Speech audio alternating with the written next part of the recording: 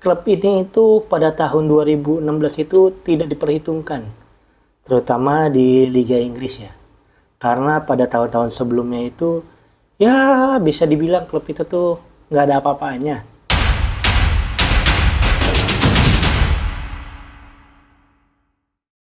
Nama tim itu ada Leicester City. Bagi kalian pada pecinta sepak bola Liga Inggris, pasti pernah dengar tuh tim itu.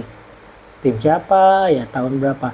Nah, tim ini adalah tim yang diprediksi pada saat promosi itu akan degradasi kembali ke divisi 2. Buktinya hampir terjadi itu. Tapi Leicester itu bukan tim sembarangan. Fans pasti berharap lebih kepada tim ini. Apalagi mereka berhasil selamat pada tahun 2014 sampai 2015. Itu bisa membuat percaya diri mereka bisa dibilang bisa diacungi jempol. Jadi pada 2015-2016 sebelum pertandingan dimulai, mereka itu mengganti pelatih mereka. Mereka memilih beberapa pelatih yang bisa dibilang sekaliber Liga Champion lah. Jadi banyak pilihan nih, banyak.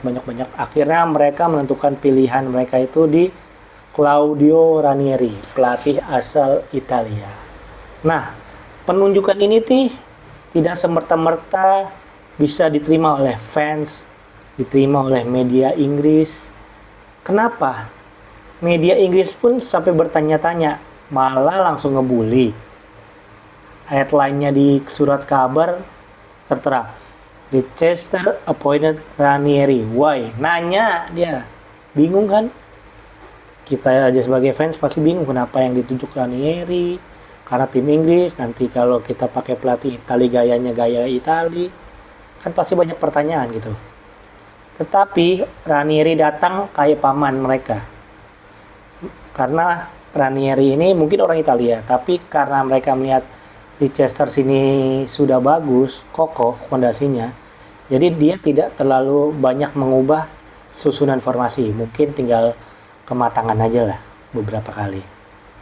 Nah, jadi ketika bermain mereka lepas pada saat pertandingan persahabatan di bawah kendali Claudio Ranieri bisa menerima kemenangan. Setelah pertandingan persahabatan, biasa kan kalau sebelum liga mulai ada pertandingan persahabatan tuh ya. Jadi mereka beberapa kali melakukan pertandingan persahabatan dengan tim-tim lain. Buktinya, wah mantep sih nih pelatih. Semua babat habis kemenangan. Jadi bisa dibilang Claudio Ranieri ini pinter nih ngeracik timnya. Bukan pinter ngeracik sih, timnya udah ada, tinggal dia bagaimana mengolahnya, bagaimana cara dia untuk menyatukan tim ini nih agar tidak kenapa-napa gitu loh, kalah degradasi. Dan pertandingan pun dimulai ya. Liga Premier Inggris dimulai. Orang pada tidak berekspektasi sih sebenarnya dengan pelatih ini. Namanya Leicester, musim kemarin aja empot-potan kan. Apalagi musim ini dengan pelatih baru. Kalau kemarin kan pelatih lama aja empot-potan, gimana dengan pelatih baru, dengan mungkin skema baru. Ini pasti akan jadi pertanyaan buat semua orang nih. Bisa nggak nih Leicester ini minimal bertahan lah di Liga Inggris? Tapi hasilnya di luar dugaan sih. Dia menang, imbang, menang. Di dalam 5 pertandingan itu mereka hanya seri sekali. Untuk 5 pertandingan awal ya.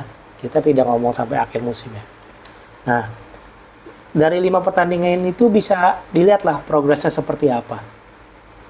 Tapi jangan salah, media Inggris itu kayaknya sedikit dikejam ya. Di komen ada di surat kabar tulisannya, Leicester menang hoki. Ya, kalau menang hoki sih nggak apa-apa ya. Lumayan kan. Ada juga fans yang bilang, 5 kali doang nih, nggak mungkin berlanjut nih ke 6 ke 7 menang lagi. Kan kita nggak tahu ya, namanya sepak bola itu bisa seperti apa ya. Ada lagi lawan yang ngomong, nanti juga turun, tenang aja, biasa kalau tim papan bawah gitu kan di atas pengen ngejar mulu, jadinya bisa lah, gampang lah kalau kata orangnya. Tapi seiring berjalannya waktu, Leicester itu membuktikan bahwa omongan dari media, omongan dari fans, omongan dari lawan itu tidak membuat mereka gentar. Leicester ini tidak turun. Posisi mereka malah semakin naik. Mungkin dari biasa kan kalau awal-awal Leicester LL di bawah. Naik peringkat 2 ke 3. Nah, saat itu komentar pundit pun mulai berubah. Sesuai dengan pundit kan biasanya ini mah turun lah. Ini mah besok degradasi. Ini mah ini ya kan. Tapi setelah pertandingan itu pundit pun banyak berubah pikiran. Sampai nanya-nanya, "Ini tim kok serius ya?" Ya gimana nggak serius ya? Tim hampir degradasi. Jadi nggak mau terulang 2 kali lah kayaknya itu. Ranieri dan pelatih mereka pun santai gitu loh, Ranieri ini. Bilang, kita fokus aman dari degradasi dulu. Kan? Dia nggak muluk-muluk bakal juara pada tahun itu. Yang dia pikirin mah cuma degradasi. Kalau degradasi kan, gua dipecat. Gimana dong? Masa nganggur lagi? Lalu pada poin pertandingan itu, jadi poin mereka pun semakin jauh dan keluar dari jurang degradasi. Jadi ya bisa dibilang aman lah. Nah, menurut gua, kenapa Leicester itu bisa ibaratnya sejago itu ya? Karena apa? Karena menurut gua karena skuadnya sih. Selain karena pelatih, manajemen, ini juga para pemainnya sih menurut gua. Pemain mereka tuh bisa dibilang tidak terlalu jago lah. Bukan gak terlalu jago sih. Dari segi harga aja mereka jauh. Dari tim seperti Manchester City, tim-tim papan atas lah harganya. Tapi kesolidan dari tim ini tuh terjaga gitu loh. Jadi tinggal ada yang Rising Star paling tinggi. Mungkin kayak ada beberapa pemain nih. Pemain kunci yang mungkin bisa membuat tim ini tuh bisa lebih kokoh gitu loh. Kalau yang pertama kalau menurut gue adalah Kasper Schmeichel. Kasper ya namanya. Kasper Schmeichel. Dia itu adalah penjaga gawangnya dari Leicester City. Mungkin kalian tahu, dia adalah anak dari legenda Manchester United, Schmeichel. Jadi bisa dibilang ya sama kayak bapaknya lah menurut gue. Bagus, tapi memang sudah tidak muda lagi ya. Tapi kalau dari yang sebelum-sebelumnya gue lihat nih highlight-highlightnya pada tahun 2014-2015 itu cukup menjanjikan sih sebenarnya. Makanya di 2015-2016 itu masih dipertahankan dan mental juaranya jangan ditanya. Mental juaranya, refleksnya kencang, penyelamat penting itu wah gila sih. Kalau gue nonton highlight, kalau kamu mau nonton highlightnya tinggal cari aja. Kasper Schmeichel, Wes Morgan, itu adalah back tangguhnya dari Leicester pada saat itu. Sebenarnya dia udah ada dari 2 musim lalu. Sebelum dia ke Liga Inggris, sebelum sudah ada. Dia adalah back kokoh dari Leicester. Badannya besar, ketenangannya tinggi, jadi nggak keserang sliding nggak. Terus dia juga salah satu adalah orang terlama di situ dan diberikan ban kapten dari pelatih sebelumnya sampai dengan yang terakhir dia juara itu dia dikasih ban kapten. Sangar dah. Tim ini adalah dia berhasil mendapatkan N'Golo Kante. Mungkin kalau kalian pada saat itu nggak kenal siapa sih ini orang ya. Jadi N'Golo Kante itu dibeli dari Liga Prancis. Dia itu gelandang kreatif, pekerja keras, stamina-nya badak, lari ngejar, ngerebut bola mulu. Jadi ya bisa dibilang pekerja keras lah. Namanya Riyad Mahrez. Namanya Mahrez. Itu tuh dia biasa mainnya di posisi sayap kanan kiri. Cuman kebanyakan dia mainnya di kanan setahu gue. Nah, dia ini orang nggak kenal sebenarnya. Riyad Mahrez itu siapa pemain?